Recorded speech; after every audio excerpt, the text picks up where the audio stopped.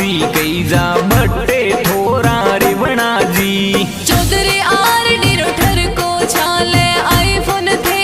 राखो जी शिवाराम जी पापा जी गुन्नी देवी थोरी मम्मी साणा दिनेश सुथार डायरेक्टर ए प्यारा गीत बनावे जी विश्वकर्मा फिल्म स्टूडियो लीलसर में गणबाज